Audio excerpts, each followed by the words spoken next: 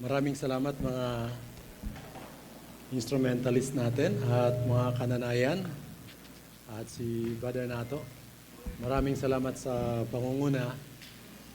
Nakisayaw ba kayo? Amen! Kasi kani-kanina lang hawak ng mga kananayan at saka ni Brother Nato, hawak nila yung beat. Nagpapalis lang ng kaba. Hawak nila ang beat. Okay. So ngayon umaga, patuloy po tayo sa atin pong pag-aaral doon sa atin pong series sa Book of Galatians tungkol sa No Other Gospel. Atin pong tayo po ay humiling muna ng panalangin at humingin lang gabay sa ating Panginoon. Ama naming Diyos na makapangyarihan sa lahat, muli Lord, it is a pleasure, Panginoon, na nagkatipon kami muli sa dakong ito. It is a pleasure, Panginoon, na umawit sa inyong harapan. It is a pleasure, Panginoon, na ibalik din namin ang lahat ng aming mga blessings, Panginoon, ang aming mga tithes and offering, at kasama ng lahat ng aming mga physical na anyo, Panginoon. And also, Lord, habang kami ay narito, kasangkapanan niyo po ang bawat isa. Tumimo nga po nawa sa aming mga puso ang aming pong pag-aralan at maging gabay sa amin habang kami ay nabubuhay. Mangusap nga po kayo, Panginoon, sa ngalan ng inyong banal na anak na si Jesus.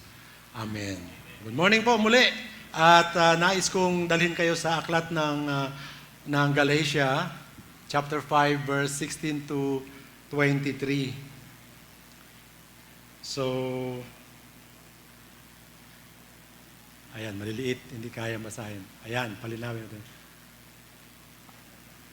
Akin pong babasahin, inyong pong sundan. Sinasabi ko sa inyo, mamuhay kayo ayon sa Espiritu at hindi niyo pagbibigyan ang mga pagnanasa ng laman. Sapagkat ang mga pagnanasa ng laman ay laban sa kagustuhan ng Espiritu at ang kagustuhan ng Espiritu ay laban sa mga pagnanasa ng laman. Magkalaban ang dalawang ito, kaya napipigilan kayo sa paggawa ng nais ninyong gawin. Kung pinapatubayan kayo ng Espiritu, wala na kayo sa ilalim ng kautusan. Verse 19, hindi maikaila ang mga gawa ng laman, napaka-obvious, katulad ng pakikiapid, kahalayan, at kalaswaan, pagsamba sa Diyos-Diyosan, pangkukulam, pagkapuot, pag-away-away, pagseselos, pagkakagalit at kasakiman, pagkakampi-kampi at pagkakabahabahagi, pagkainggit, pagpatay, paglalasing, walang habas na pagsaya, at iba pang katulad nito. Muli ko kayong binabalaan. Ang gumagawa ng mga ito ay hindi magkakaroon ng bahagi sa kaharian ng Panginoon. Sa verse 22, subalit ang bunga ng Espiritu ay pag-ibig, kagalakan, kapayapaan, pagtitiyaga, kabaitan, kabutihan, katapatan, kahinahunan, at pagpipigil sa sarili. Walang batas laban sa mga ganito at ipinako na sa krus ng mga nakipag-isa kay Kristo Jesus ang kanilang laman at ang masasamang hilig nito. Kung binigyan tayo ng buhay ng Espiritu, mamuhay rin tayo sa Espiritu. Huwag tayong maging palalo, huwag nating galitin ang isa't isa at huwag rin tayong mainggit sa isa't isa. Purihin ang salita ng Panginoon na atin pong nabasa ngayong umaga. Sa atin pong pagdako rito ay patuloy tayo sa pangaral ni Paul doon sa Book of Galatians. And in this chapter, in this portion, nangungusap si Pablo dahil sa bawat yugto ng buhay natin, sa bawat direction, meron tayong tayo ay laging nasa crossroads kapag tayo ay gumagawa ng desisyon o kapag tayo ay nailalagay sa isang sitwasyon na mag-decide tayo kung saan tayo tatahak. At ito ang critical point o ang crossroads na kung saan ang mga decisions natin ay napakahalaga because that will define kung ano ang mangyayari sa future, kung ang consequence nito ay pagpapala o ang consequence nito ay pagdudusa. Naalala ko yung napanood kong pelikula, matagal na ito, baka hindi nyo na napansin. Ito yung Scent of a Woman, si Al Pacino. In the last portion ng movie na yon, nagkaroon siya ng speech. Yung kanyang speech ay pinakita niya because he was suffering from a consequence, from a bad consequence ng kanyang mga ginawa earlier sa buhay niya. And here he is, an old guy, bulag na siya, at nagkasuffer siya sa consequence na yon.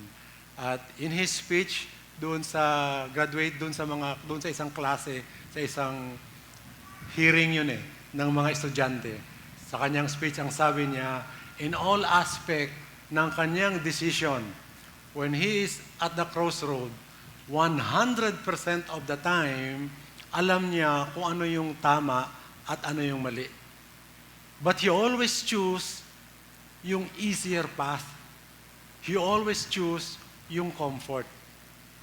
And that's the reason kung bakit ang pinipili niya lagi yung madali. Mga kapatid, panlilin lang po yan. Madali lang po yan sa umpisa. Pero ang consequence niyan, paghihirap. Mas mahirap pa kung tutusin. Kaya mahalaga na kinakailangan ang direction na pipiliin natin ay yung tama, yung naaayon sa salita ng Panginoon. In fact, if I will challenge you this morning, when was the last time na meron kayong ginawang decision? Wag naman yung decision kung ano ang lulutuin, kung ginisa or sinaga. Wag naman yung ganon. Yung decision sa buhay that can, transform yung inyong next phase ng inyong gagalawin.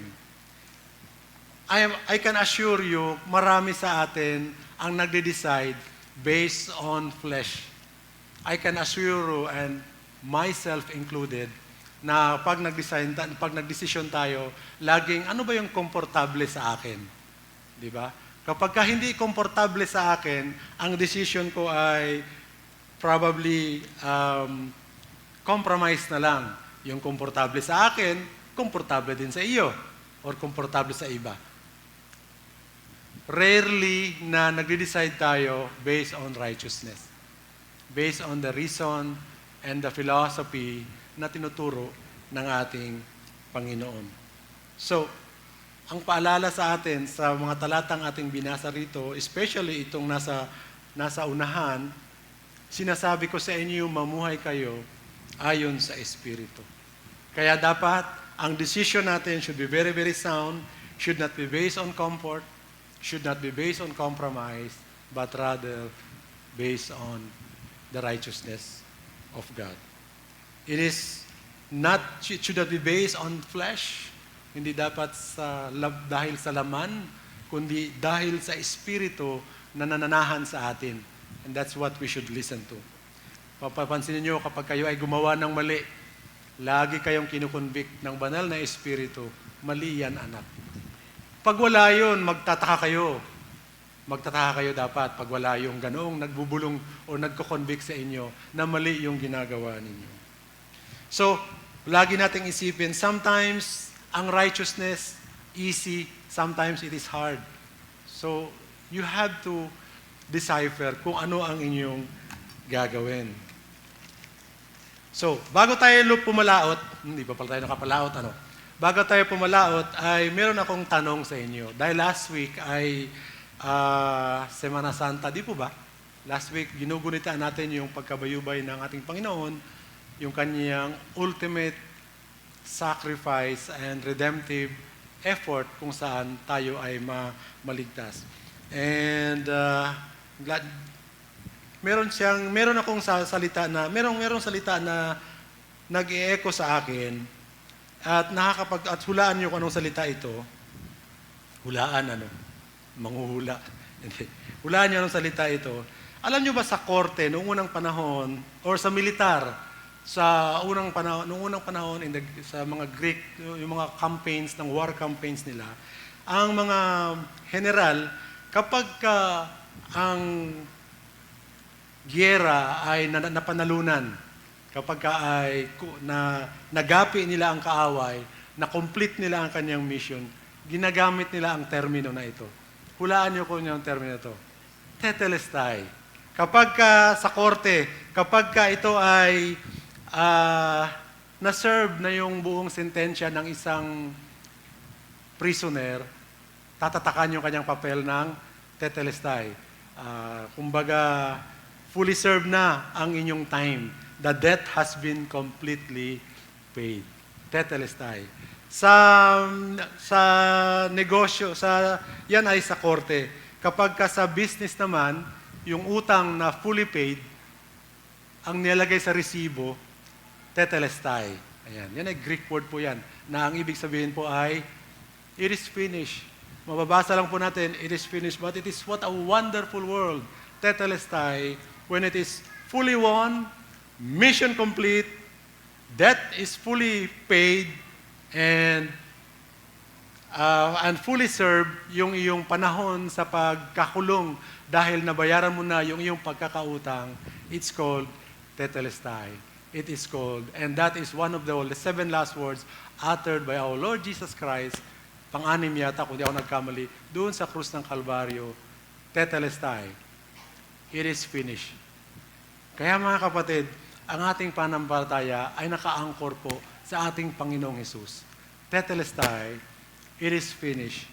Sa Galatians 3, dahil sa inyong pakipag-isa kay Kristo Jesus, kayo lahat ay mga anak ng Diyos sa pamamagitan ng pananampalataya. Wala nang iba. Sa Galatians 5:6, sa mga nakipag-isa kay Kristo Jesus, hindi na mahalaga kung ang isang tao ay tuli o hindi. Ang mahalaga ay ang pananampalatayang gumagawa sa pamagitan ng pag-ibig. Because it is finished. Kaya napaka-clear po, napaka-malinaw po sa umagang ito na tayo, ang ating pananampalataya ay kay sa Panginoong Hesus lamang. Amen? In Christ alone, in Christ alone, by faith alone. But the question is faith alone? In Christ alone, by faith alone. Ang challenge is faith alone. There was somebody who wrote this in the early 1600s, Martin Luther. Sabi ni Martin Luther, in Christ alone, by faith alone, but faith is not alone. Sino nga ba ang kasama ng faith? Ayan. Basahin na po natin muli. Subalit, at isipin nyo ano ang kasamahan ng ating pananampalataya. Subalit, ang bunga ng Espiritu ay pag-ibig, kagalakan, kapayapaan, pagtitiyaga, kabaitan, kabutihan, katapatan, kahinahunan, at pagpipigil sa sarili. Nakuha nyo? Ang faith po ay hindi nag-iisa. Ang faith po ay hindi alone. Meron siyang kasama. May kasamang kaakibat ng ating pananampalataya ay ang paggawa ng mga kabutihan. Kaya darako po ako, pero bago tayo pumunta dyan, darako po ako doon sa kasamaang hindi naman, doon sa nakikinig sa laman. Sa nakikinig sa banal na espiritu o living in spirit, ganito ang bunga. Living by the faith, ganito ang bunga. Pag-ibig, kagalakan, kapayapaan, pagtiyataga, kabaitan, kahinahunan, and all of these things. Pero, living in sin, the acts of the flesh are obvious. Hindi makaila ang mga gawa ng laman, pakikiapid, kahalayan, at kalaswaan, at napakarami pang iba. Panggagalit, pagkapuot, pag-away-away, lahat yan ay gawa ng nakikinig sa laman. There are 2 sources kung ano yung pinagmumula na yan. Unang-una ay yung acts of the flesh. Ano bang possible sources ng acts of the flesh? Magtatalakayin muna natin itong itong portion na to, ano po.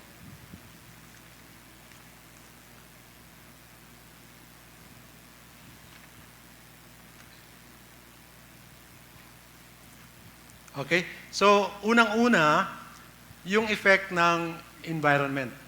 So, mahalaga na nasa tamang environment tayo. Katulad ng iglesia. Yan ay isang napakagandang environment upang hindi tayo ma-influensyahan ng mga ng kalamnan. Naikwento ko na sa inyo dito minsan, alam niyo na yung naikwento ko na sa inyo, and let's just for the purpose of of my analogy, gusto ko lang ulitin. Sa Padre Garcia, 'di ba? Pag bumili kayo ng baka doon at tumagal kayo doon, nakababad kayo doon, kasi semento yung lupa, may semento, may lupa.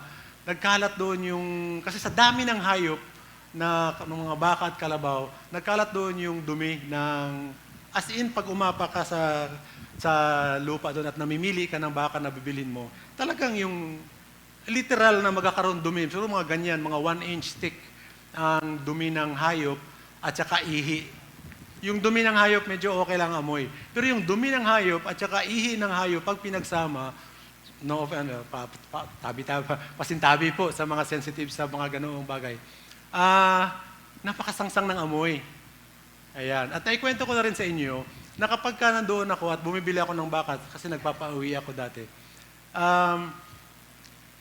mga 2 hours ako doon, half day, pagpasok ko sa opisina, napapansin ko, amoy na amoy pa rin ang aking damit. Kaya nagbabaon ako ng damit pagka half day, pupunta ako doon, sa hapon papasok ako, nagbabaon ako ng extra damit para may pamalit ako. Kasi pag matagal ka na nakababad sa ganoong lugar, ganoon na rin ang amoy mo. Mga kapatid, ganyan po talaga.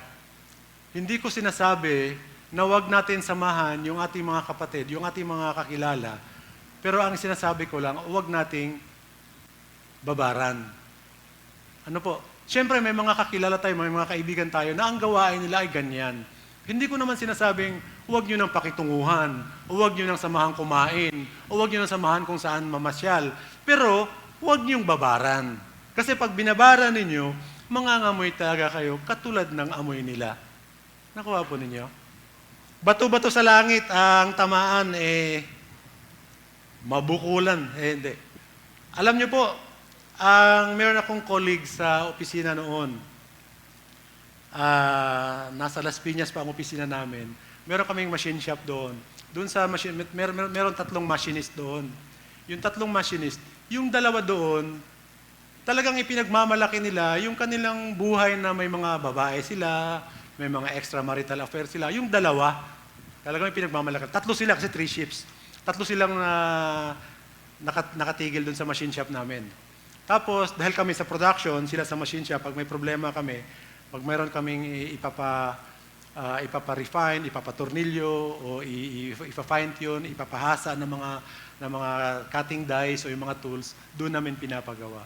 And siyempre, nakakausap namin. Kaya alam ko itong 2 ito talagang babad sa ganoong gawa. Ngayon, meron silang isang samahan na talagang hindi siya, talagang hindi siya, talagang isa lang ang may pamilya siya at loyal siya sa kanyang pamilya, sa kanyang mga anak. Talagang very responsible. Kaya lang, sa nagtagal-tagal na sila yung nagkasama, okay lang na magkasama sila doon, kaya lang binabaran niya. Pati yung lakad nila, sinamahan niya. And the last time I checked, napariwara na ang kanyang buhay. Nagkaroon ng ganito, nagkaroon ng ganon. Talagang mababaho ka talaga kung ano ang amoy, kung saan ka nakababad. Again, hindi ko sinasabing huwag samahan, huwag pakisamahan, huwag lang po babaran. Dahil pag binabara natin yan, tiyak mangangamoy tayo katulad nila. Kung sa sugalan ka standby, siyempre, sugarol ka rin, tama ba? Tama. Kung sa chismosa ka sumama, kahit sino mong kakilala, may pintas ka. Bato-bato sa langit. Nagpasintabi po ako. Kung reklamador naman ang iyong tropa, lahat ay nagiging problema. Tama ba? Ngunit ang nakababad sa Panginoon, nagkakaroon ng mabuting bunga. Purihin ang Panginoon. Hindi ko na po ulitin, but let me rephrase it. Let me rephrase it. Kung hindi pa kayo nasaktan, gusto ko kayo masaktan. Ang siste, di natin worry, tayo pala ang nagchichika. Reklamador ako, aba, yan ang mali nilang akala. Kapag pinuna, sa bait kong ito, ako pa ang nakita. Mali daw ang aking barkada, hindi naman, di ba? Nakuha nyo? Ganyan tayo mga tuwiran. Ganyan tayo mag-compromise. Ito, gumigit na tayo. Nandun na tayo sa nagkukompormiso na tayo. Again, wag nating babaran. Wag maging inosente sa isa-isip kung bakit ka nakita. Kung hindi, at magkagayon, ikaw ang lubhang nakakaawa. Pagkat may kabayaran, naghihintay ang makamandong mga gawa, magsilakad kayo ayon sa Panginoon upang maging pagpapala. Magandang paalala po yan, Panginoon. Yan po ang epekto ng environment. Now, pero ano ba ang sinasabi rito? Ito ba ay epekto ng environment? Ito ay epekto ng nasa loob natin. Katulad ngayon, may giyera, may krisis. Alam natin na kung isipin po ninyo, nung unang panahon, ito ay may evil talaga ang tao. Meron talagang likas ang tao na ang mga iniisip ay laman. Ang iniisip ay sariling kapakanan. Ang iniisip ay sariling advantage lamang. Bahala na kayo dyan. Importante ako. Importante yung aking filosofiya, yung aking cry ay mapagbigyan. Yung aking laman, yung nais ng aking laman ay maisulong. Kaya nagkaganito ang mga tao ngayon. Isipin nyo nung unang panahon, kung hindi mo kayang kumbinsihin ang iyong kapwa, kukumbinsihin mo siya. Pero pag hindi mo siya makumbinsi, anong ginagawa nila? Di ba? Para masaktan mo ang iyong kaaway, anong ginagawa? Sinusuntok, di ba? Sinusuntok. Nung unang panahon. Kaya lang, naisip ng tao, teka, masakit. Lalapit pa ako eh. Gagamit siya ng patpat. Uy, kaya ko palang saktan. Gagamit ang patpat. Tapos pwede pala akong gumamit ng bakal, itak, para patayin ang aking kaaway. Di ba? Masyadong at malami akong kaaway na mapapatay sa pamagitan. Kaya lang nalapit ako. So kailangan malayo. So naimbento yung di ba? Ang tao, ang progression ng that's how evil is progressing. Naimbento niya ang pana, naimbento niya ang baril, mas marami na ngayon ang kaya niyang patayin. Inimbento pa niya ang kanyon, isang sabog lang, ang daming namamatay. Naimbento ang granada, dinamita, bomba atomika. Di ba? Naimbento. Sabi nga ni Einstein, hindi daw niya alam kung anong magiging itsura natin kapag nagkaroon ng nuclear holocaust sa buong mundo. Pero ang alam lang niya, ang World War IV, World War III, hindi niya alam kung anong magiging itsura. Pero ang alam lang daw niya, ang World War IV, ay maglalaban tayo, stick na lang gagamitin natin. Dahil ma-annihilate mauubos ang lahat ng resource natin. So yan po ang dulot ng influensya ng gagaling sa loob. Ano po? Mapababae yan, mapalalaki yan, manlalaki ka, mambababae ka. Lahat yan nagmumula sa loob. Mga kahalayan, mga kalaswaan, mga pagsamba sa mga Diyos-Diyosan, lahat po yan ay nagmumula sa loob ng tao. Yung kanina madaling iwasan, yung influensya sa labas, yung pakikibabad, yung huwag magbabad sa mga gumagawa ng mga kahalayan, yung huwag magbabad sa kanila, madali-dali po yun. Pero yung nanggagaling sa loob ng puso ng tao, medyo mahirap po tuusin yun. Tama po ba? Kaya pag-aralan natin ang pag-aaral natin ngayon ay dadako tayo sa 4 na punto na to. Living by the Spirit. 4 na punto. Magdedwell lang po ako dito sa una. Itong pangalawa, pangatlo, pang-4. Medyo light lang tayo. Pero gusto ko lang magdwell dito sa una. Tayong lahat ay may freedom. Do you agree ba kayo na may freedom tayo? May freedom tayo. Kung hindi kayo naniniwala na may freedom tayo, wala tayo dapat batas. Kaya merong 10 Commandments, kaya ibinigay ang utos na yon para iyong sundin. Pwede mo rin namang hindi sundin. That's your freedom. Nakuha nyo? Otherwise, magiging robot na lang tayo kung ano pinrogram ng Panginoon sa ating isip, yun na lang gagawin natin. Then that's us being robots. But that's not what God wants. God loves us so much na He gave us the freedom to choose. So, number one item, bullet number one, use your freedom correctly. And dito, sa freedom na ito, nagkakaroon tayo sa verse 16, sinasabi ko sa inyo, verse 16 ang ating binasa kanina, sinasabi ko sa inyo, mamuhay kayo ayon sa Espiritu at hindi niyo pagbibigyan ang mga pagnanasa ng laman. Yan po ang sinasabi. Freedom. Use your freedom correctly. Kapag kayo ay nasa crossroads na, do not test ang inyong freedom. Kapag ka ang napag-usapan ay comfort ng flesh, comfort ng katawan, doon na ngayon papasok yung challenge, ano ang pipiliin ko? Anong daan ang tatahakin ko? At in this scenario, na nandoon ka ngayon sa gitna ng crossroads na yon at kakanan ka ba or kakaliwa ka, diyan na ngayon lumalabas yung, ako ang iyong konsensya. Masama yan. Ang isa naman, aba, dito ka na. Ang dali-dali nito, walang mangyayari.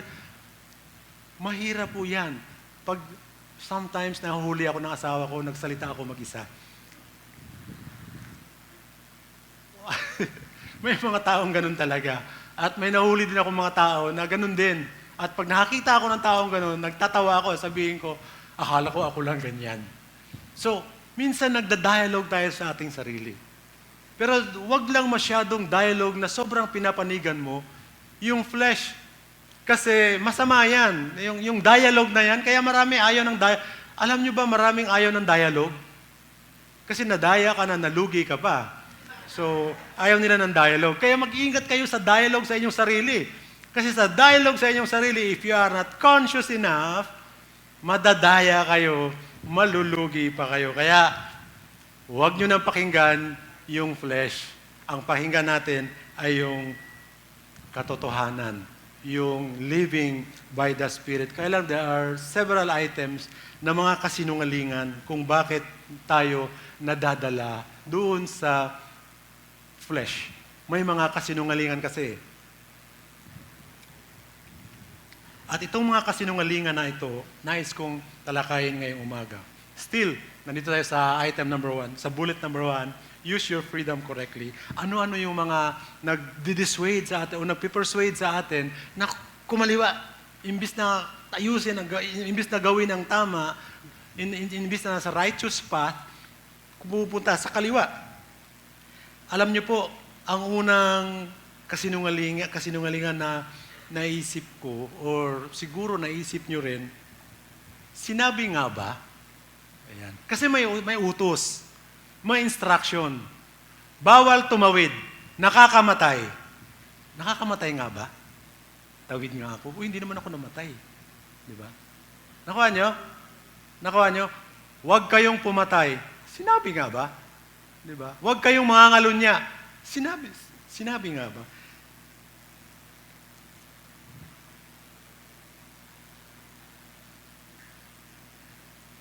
Sa Genesis, sa Book of Genesis, yung tanong na yan, doon pa lang, nag-umpisa na, yung kasinungalingan yan. Sinabi ng Panginoon, sa Genesis to, sinabi ng Panginoon, inilagay ng Panginoong Yahweh ang tao sa halamanan ng Eden upang ito'y pagyamanin at pangalanan. Sinabi niya sa tao, makakain mo ang alinmang bungang kahoy sa halamanan, maliban sa bunga ng punong kahoy na nakalagay na nagbibigay ng kaalaman tungkol sa mabuti at masama. Directly sinabi ng Panginoon, eto direct instruction to kainin nyo na lahat. I-enjoy nyo na lahat ng mga prutas dyan. Pwera lang itong puno na to. Direct instruction yon. Ano ang sabi ano ang sinabi ng serpent doon sa puno? Ang ahas ang pinakatuso sa lahat ng hayop. Actually, hindi naman ahas, serpent, ano po. Pinakatuso sa lahat ng hayop na nilikha ng Panginoong Yahweh. Isang araw, tinanong nito ang babae, totoo bang sinabi ng Diyos? Nakita nyo? Sinabi nga ba? Totoo bang sinabi ng Diyos na huwag kayong kakain ng anumang bungang kahoy sa halamanan? Tingnan mo ha, binaliktad, pinervert yung mensahe. Totoo nga bang sinabi ng Panginoon na huwag kayong kumain sa bungang kahoy sa halamanan? Dati, ang sinabi ng Panginoon, yan lang ha. Lahat kakainin niyo, pero ito wag. Pero anong sabi ng, totoo nga ba? Nag-inject ang kaaway ng kasinungalingan sa isip ni Eva. Binigay ni Eva, kumain siya, binigay niya sa lalaki, nakikikain din ng lalaki. Anong inisip ng lalaki? Siguro inisip ng lalaki, totoo kaya yun? Pero masarap eh. The flesh dictates yung decision nila. Masarap. Sa panlasa, masarap. The flesh. Nakita nyo? That's a fleshly decision. And I'm very sure, marami sa atin, ganito rin ang ginagawa. We have so many decisions na ang ano ay flesh.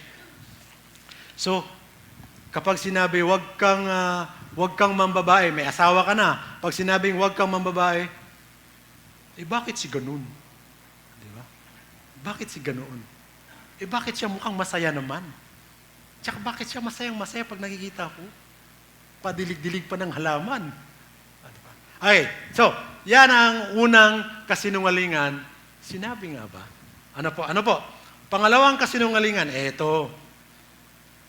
Noong nahuli, kaya sumulat si Pablo ng mensahe na ito sa mga Galatians dahil pinagsasanib nila yung practice ng circumcision sa practice ng Kristyanismo. Pinagsama nila. So kung tutuusin, ang kasinungalingan dito, kung iisipin natin ay, ang iniisip siguro ng mga Kristiyano na yon, teka, Hudyo naman ang Panginoong Hesus. In fact, in all the Jewish festivities, halos ang Panginoon ay naroon. Kasama nila sa sinagoga, nangangaral. Talagang Hudyo, full-blooded Jew ang ating Panginoong Hesus.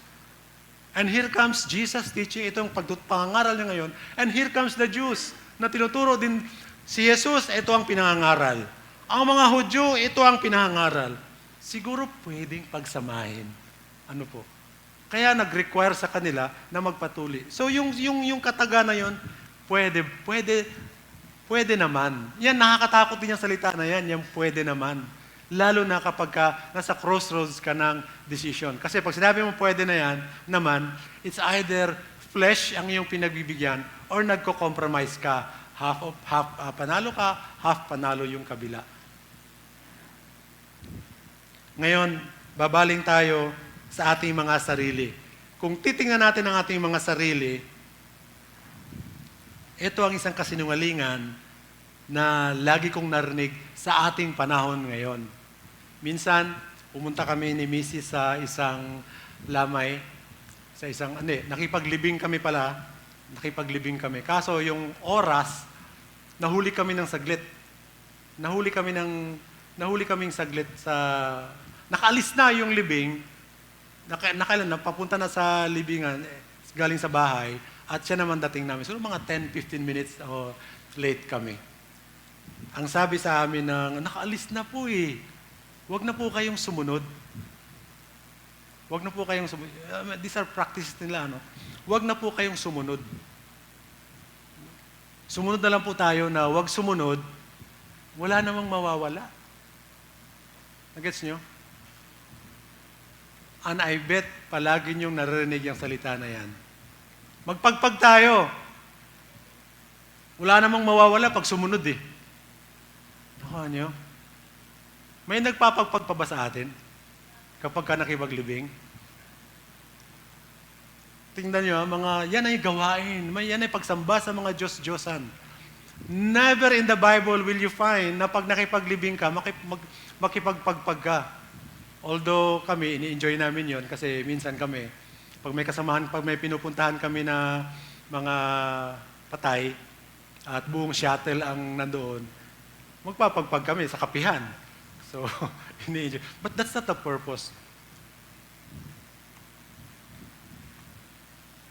Pupunta ka sa yung mga lalaki, pupunta yan sa mga walang CR. Ang mga lalaki, kahit saan naihiya mga lalaki.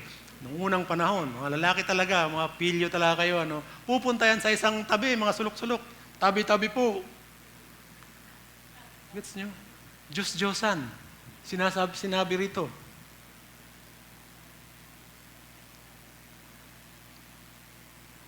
Pagsamba sa Diyos-Diyosan, pangkukulam, nakuha nyo? Parte yan doon. We are free, mga kapatid. Kaya lang, gamitin natin ng tama yung freedom na yun. Huwag nating sabihin, wala namang mawawala. Napakalaki ang mawawala, mga kapatid. Yung circumcision nga, nakasulat eh. The circumcision itself, nakasulat sa Old Testament na maging circumcised. If you want to make covenant with me, let everybody be circumcised. Every man may maging circumcised. Nakasulat na yun, ha?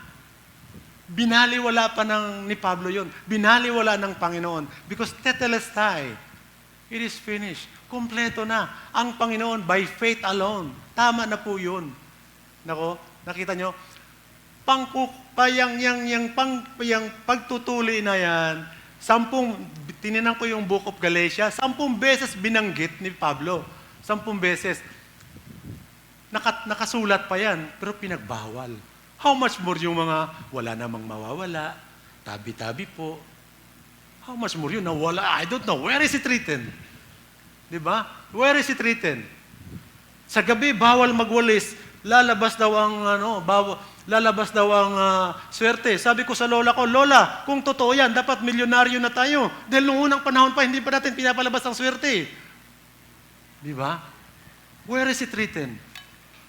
And why is it na yung mga practice na yan, laging nasa sa atin at pinapractice pa rin natin hanggang sa ngayon?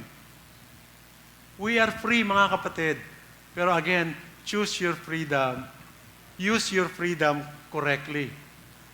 Hindi po tama yung sumunod sa mga gawain ng mga Diyos-Diyosan na yan. Sa mga pamahiin na yan. Hindi po yan tama. Hindi po ako nagagalit. Sinasabi ko lang po ang katotohanan dahil yun po ang nakalagay sa another lie. So another lie. Kanina, pwede naman, wala namang mawawala. And then, ano yung kanina? Sinabi nga ba? O, di ba? Yung mga ganyang kasinungalingan. Another kasinungalingan na lagi kong narinig ay, ito ngayon din, ginagamit talaga. Yung bang sasabihin mo, sige, kung saan ka masaya, imbis payuhan mo ng tama, imbis payuhan mo ng sige, kung saan ka masaya, susuportahan ka. Nakuha mo? Nakuha nyo? That's not a good advice. Di ba? Dapat kung saan ang tama, doon tayo. Amen? Kung saan ang tama, hindi sa kung saan tayo masaya. Dahil ang freedom natin ay hindi po unli. May borderline yan. May borderline yan. Yes, you have your freedom. Okay, if you want to cross that border, if you want to cross that line, then you have to accept yung consequence ng line na yon. There is always that consequence. So, lagi natin justify yung mga kasinungalingan na yan. At lagi nating sinasabi sa ating mga sarili, pwede naman pala.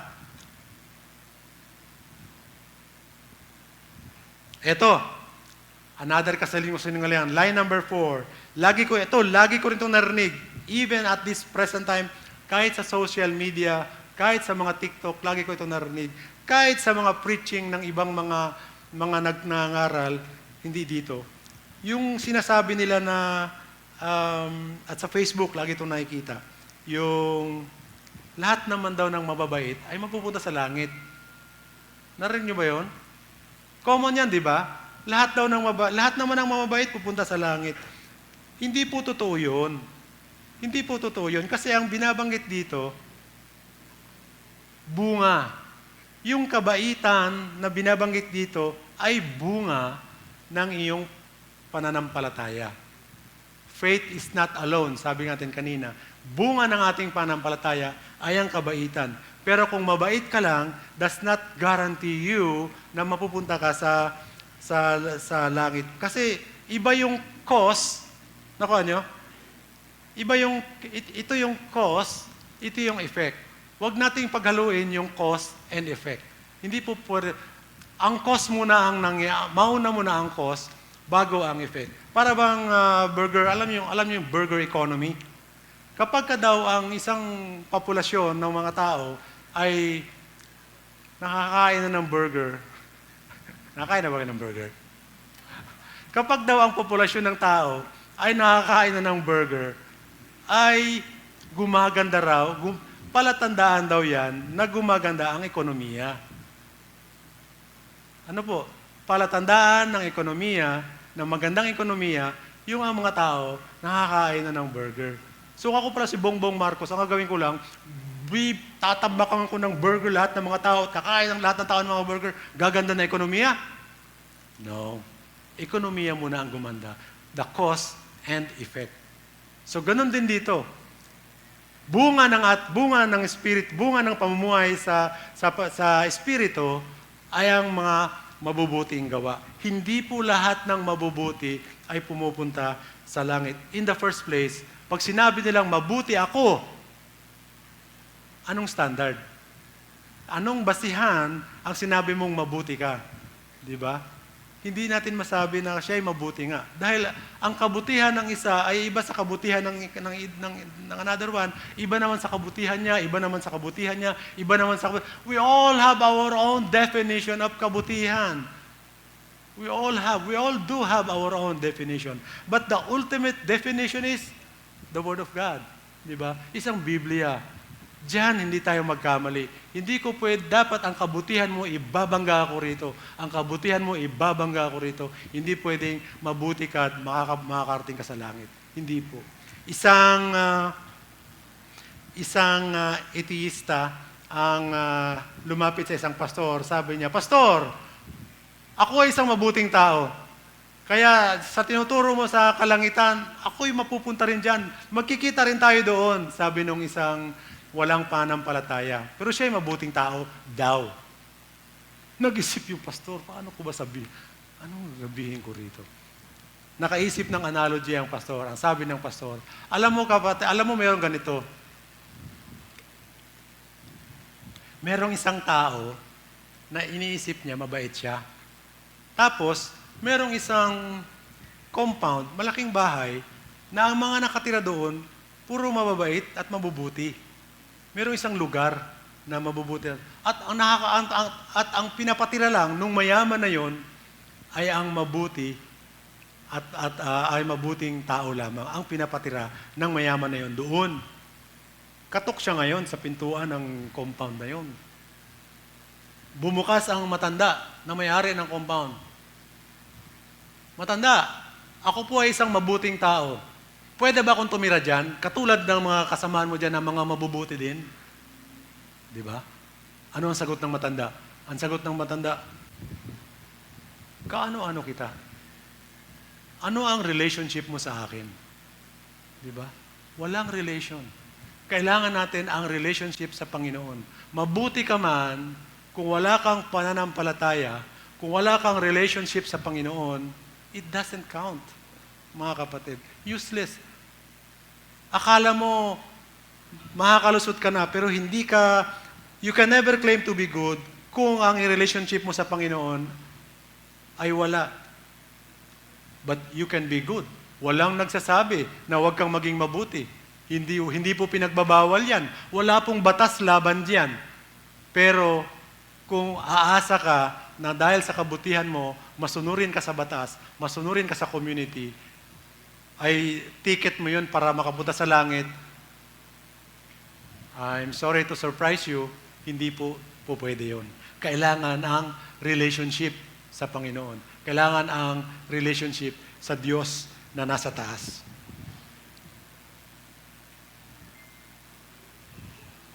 Line number 5. Ito, panglima. Malapit-lapit na ako. How much time ba do I have? So, line number 5. Babalik ako sa church pag okay na ako. Ayan. Ito yung nagkasala. Nagkamali. At siguro napahiya. Ang sasabihin niya sa kanyang sarili, Babalik ako, mag-church ulit ako pag okay na ako. Kasinungalingan po yan, mga kapatid. Dahil ang church po, hindi po ito lugar ng mga perfect na tao. Ang church po ay lugar ng mga taong nagsisisi. May mga kasalanan, lumalapit sa Panginoon. Kaya kasinungalingan po yun, mga kapatid. If that will be your reason, if that will be your argument, pag nagkamali kayo, mga kapatid, pag kayo ay nagkamali, pag kayo ay nagkasala, wag niyong gamitin tong argument na ito. Dahil pag ginamit niyo yung argument na yan, question is, when will you be okay? And I tell you, you will never be okay. Di ba? Pag ikaw ay namatayan, pag kayo ay namatayan, you can never be 100% anymore. Di ba? Kung ma-achieve mo 90%, 95%, 98% of your previous self, that should be fine. You don't expect na maging 100% bago ka bumalik sa church. Amen? Palakpakan natin ng Panginoon because ang Panginoon natin, handa tayong tanggapin anytime as long as magbalik tayo sa Kanya. So choose correctly. Use your freedom wisely. Use your freedom correctly at iwasan natin ang mga kasinungalingang ito. Now, let's proceed dun sa bullet number 3. I-recognize natin na merong conflict talaga sa ating mga sarili. Sa verse 17, sapagkat ang mga pagnanasa ng laman ay laban sa kagustuhan ng Espiritu at ang kagustuhan ng Espiritu ay laban sa mga pagnanasa ng laman. Magkalaban ang dalawang ito, kaya napipigilan kayo sa paggawa ng nais ninyong gawin. So, normal lang po yun. Maiisip ninyo, nagdadialog kayo, make sure na hindi kayo madaya sa inyong dialogue. Nagda-dialogue kayo sa inyong mga sarili, normal lang po yan. Naglalaban-laban. What should I choose? Should I choose comfort? Should I choose compromise? Or should I choose righteousness? So, naglalaban-laban po yan. And I would say, encourage everybody. I implore you. Kung gusto niyang medyo harsh, medyo mabigat na sila, I implore you, choose righteousness, mga kapatid. Dahil in righteousness, mahirap, mabigat, mahirap dalhin. Pero ang pagpapala later on, I'm telling you, very, very sweet. Okay? Huwag tayong maging katulad ng, alam niyo yun minsan na yung malaki na yung conflict, may conflict na sa sarili mo. I mean, within yourself. I cannot judge this for you, pero you be judged to your own self kasi kayo naman nakakaalam yan at ang Panginoon. Nagko-conflict na ang sarili mo. Gagawin ko ba ito? Magkakasala na ako. Kaya lang, conflict na, ginagawa na natin yung kasalanan, tapos, para bang kalmado lang tayo, nakakatakot po yun. Kapag ginagawa natin yung kasalanan, after natin mag-dialogue, nanalo yung daya at saka nalugi na tayo, tapos, kalmado pa rin tayo. Alam niyo yung bagyo? Alam niyo yung bagyo? Ang bagyo, kapag ka nasa vicinity ka ng bagyo, talagang chaotic na chaotic. Pero pag nasa yung gitna ng bagyo, yung mata ng bagyo, is very calm. Diba? Napakakalmado. May bagyo ba? Minsan, gano'n ang pakiramdam natin Lagi tayong nasa gitna ng bagyo. Dahil sa gitna ng bagyo, napaka-kalmado. At yung kalmado na yon, iisipin natin, we're okay. We're doing fine. We're doing great. Pero actually, kasalanan na pala yung ating ginawa. Nagkamali na pala tayo at pinili natin yung flesh. So, like a storm, mga kapatid, huwag po natin gayahin na ang ating ugali ay para tayong nasa gitna ng big storm. Understand your destination. Ano ba ang destination natin? Saan? Saan ang destination natin? Sa heaven, di ba? Meron bang gusto pumunta sa hell? Meron ba? I hope none. Wala naman. Kasi that's very easy.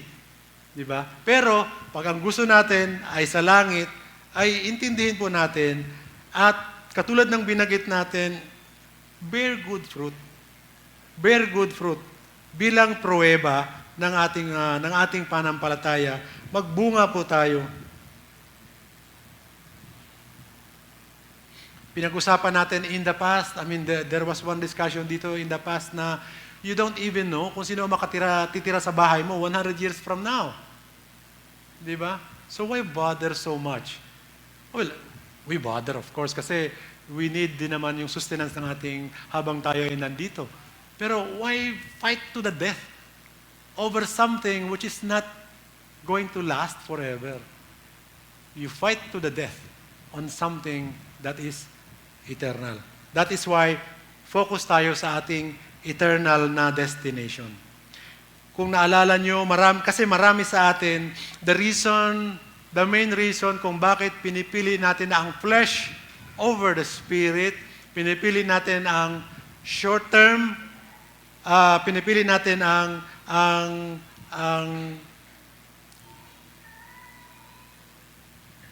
madali. Dahil nakatutok tayo sa short-term gain. We fail to see the long-term benefit ng righteousness. We fail to see and recognize the long-term impact sa ating mga sarili kung tayo ay lumakad ayon sa Espiritu. At tayo laging nakatuon sa pangmamaya, pangbukas. Di ba? Lagi tayong short-term ang tinitingnan. Pansinin po ninyo yung parable yung sinabi nung binanggit, example ng Panginoon, nung si Lazaro at yung mayaman ay namatay. Naalala nyo yung parable na yon? See how short-sighted yung mayaman na yon. Namatay na sila, ano ang request niya kay Abraham? Ano ang request niya? Sabi niya, utusan niyo po, di ba? Sabi niya, utusan niyo po si Lazaro na i-dip yung kanyang kamay sa tubig at para ma-quench yung kanyang thirst. Bakit ganun ang request niya? He could have requested, pwede ba akong lumipat dyan? Di ba? Long term. Kaya lang short term pa na siya. Yung short term issue niya, yung short term na pangailangan niya, thirsty na siya. Kailangan niya ng tubig. So, yun pa rin ang iniisip niya. Mga kapatid, sa isang banda, ganon din tayo. Lagi natin tinitinan yung short-term gain, failing to see the long-term benefit. And in so doing, there is no long-term benefit. Laging short-term lang. Kaya, every decision na ginagawa natin mga kapatid, tandaan po natin, lagi tayong mamuhay tayo, living by the Spirit, mamuhay tayo sa Espiritu. Use your freedom correctly. Recognize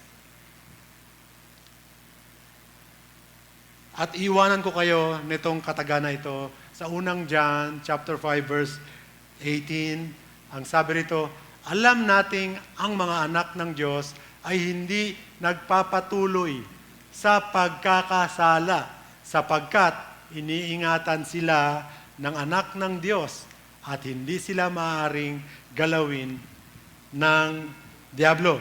Kaya every time mga kapatid, every time na meron tayong decision na gagawin, every time that we are on the crossroad, remember the cross. Magandang tanghali po sa ating lahat and have a blessed day everyone.